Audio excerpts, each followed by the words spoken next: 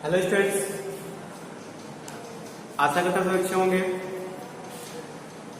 हम लोग पढ़ रहे थे जो आपका अध्याय 2 है वो है समतल में गति। ठीक है, इसमें हमने इसके 2 पार्ट पहले ही कर चुके हैं। ठीक है, इसका ये 3rd पार्ट है। इसमें हमने देखा था कि जो सदिश होते हैं, ठीक है, सदिश का योग का जो त्रिभुज नियम है हमने वहां पर देखा था।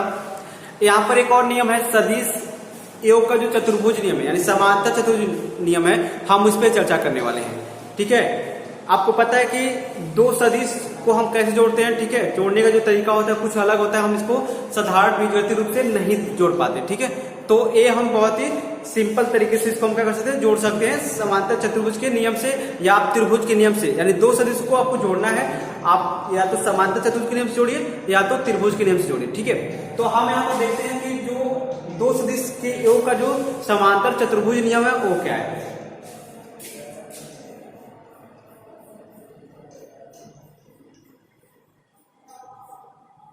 या ऐसे कहें सदिश योग का समांतर चतुर्भुज नियम।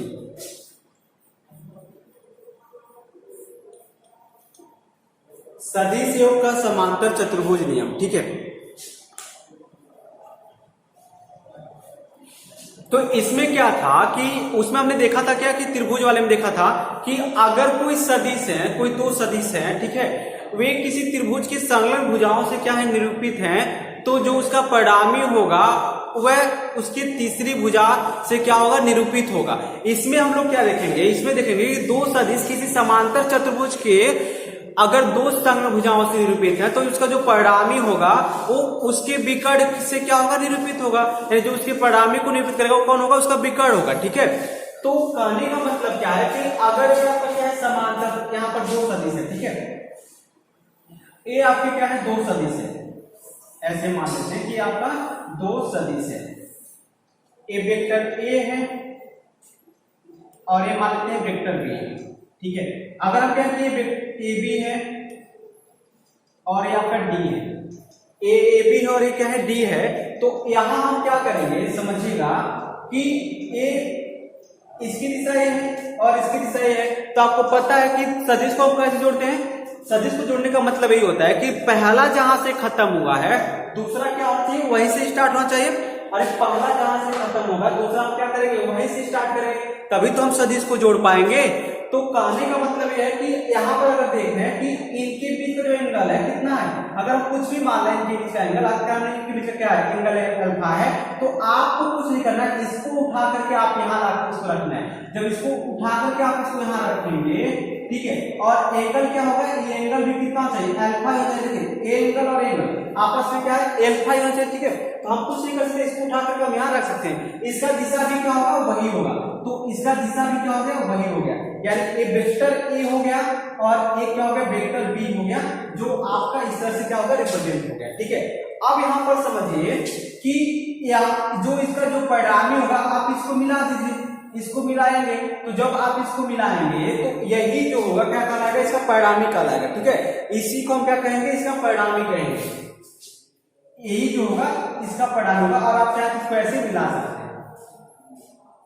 ये आपका हो गया एक समांतर चतुर्भुज बन गया। ठीक है, समांतर चतुर्भुज पता है ना कि जिसमें 2 संलग्न भुजाएं आपस में क्या होंगी, समांतर होंगी और बराबर होंगी। तो इसमें ए भुजा, अच्छा ए किससे निरूपित कर दिया, ये वेक्टर ए और ये वेक्टर बी, तो इसका जो हो जाएगा क्या हो जाएगा, वेक्टर ए प्लस क्या हो जाएगा, ये बी हो जाएगा। यानी जो आपका अगर कहें कि ए बी और क्या है सी है।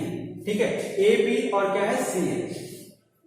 ठीक है, तो इस तरह से हम किसी चतुर्भुज को हम क्या कर सकते हैं, किसी क्या सदिश को हम समांतर चतुर्भुज के नियम से जोड़ सकते हैं। ठीक है, करना क्या होता है कि मतलब इसमें है क्या, टोटल क्या समझे, टोटल इसमें यही है कि अगर कोई सदिश है, ठीक है, किसी समांतर चतुर्भुज के 2 संलग्न भुजाओं से क्या हो रहा है, निरूपित हो रहा है, तो जो उसका क्या है, विकर्ण है।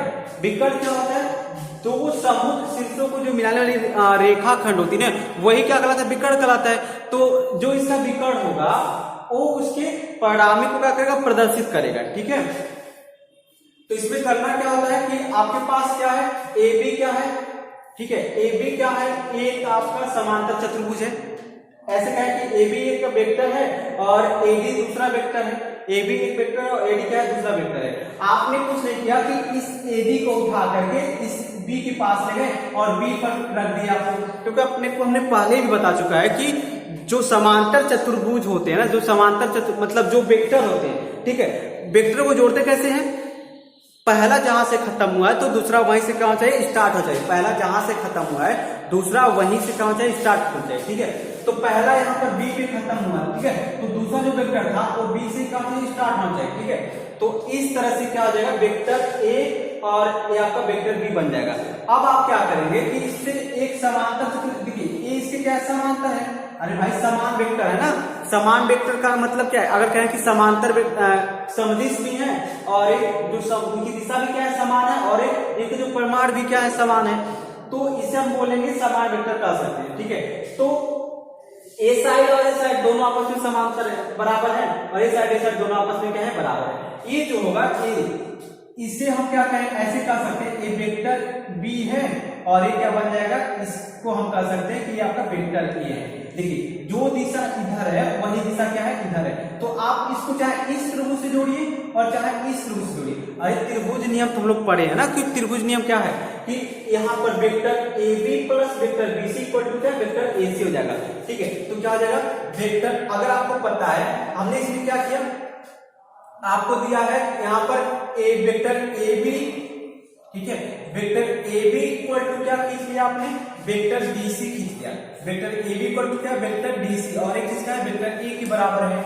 और यहाँ पर आपने क्या खींच लिया, vector A D equal to क्या खींच लिया, वेक्टर बी सी खींच लिया। ठीक है, और ये वेक्टर बी के बराबर है।